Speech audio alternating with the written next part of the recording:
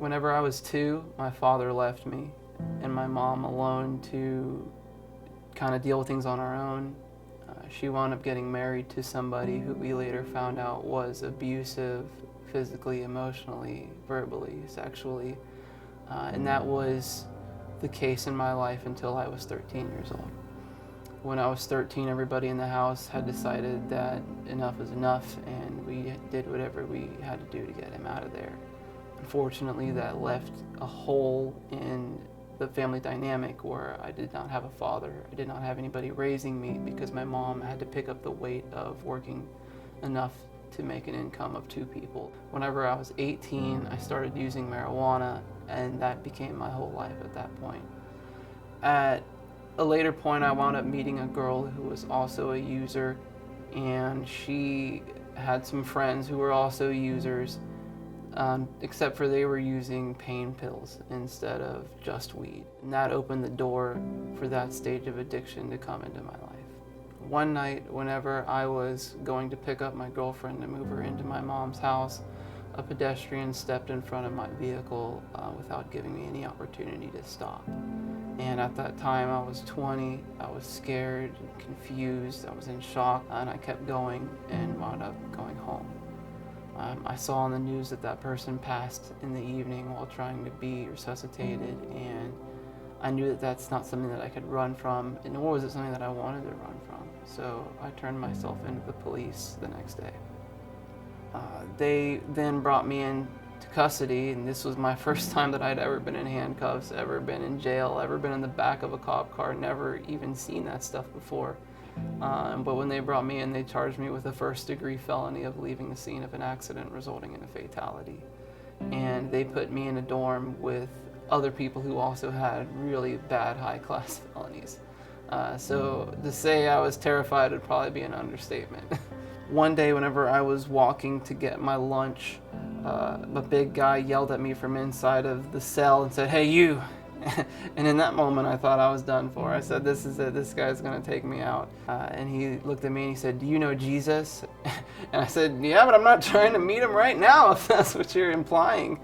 But no, I told him, "Yeah, absolutely. If that is the right answer, I know Jesus." And he told me that, "Well, we do Bible studies twice a day, and you're more than welcome to come. We'd love to see you." And in that moment, I was relieved just to be alive. But I wound up going to one of those Bible studies, and I was singing the corny jail song. I was singing, and in that moment, I felt all the weight and the pain and the hurt that I was dealing with fall off of me in a tangible way for the first time in my life. And it was in that moment that I knew that God is real, and He wanted something to do with me. So I opened my heart up to Him.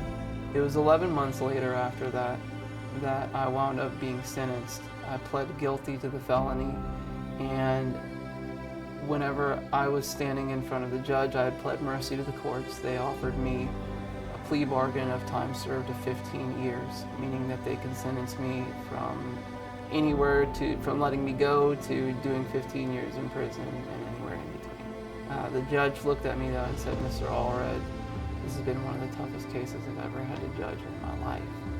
There are no winners in this situation. Everyone loses.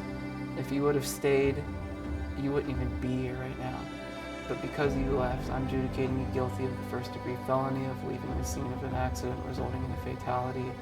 And Mr. Allred, I sentence you to 10 years in Florida State Prison."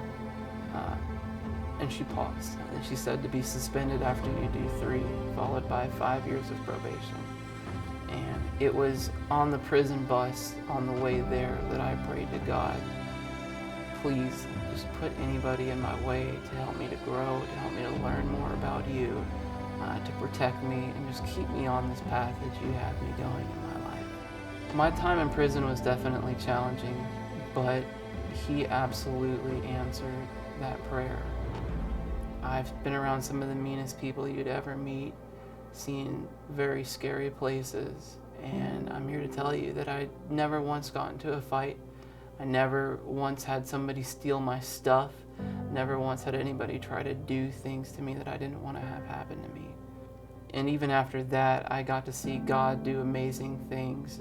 Looking at my life right now, I'm 29, I'm married in my first home in a career that I love. And these all might seem like normal things to most people, but for a convicted felon, these are huge achievements. And I look back at my life and see that God was working.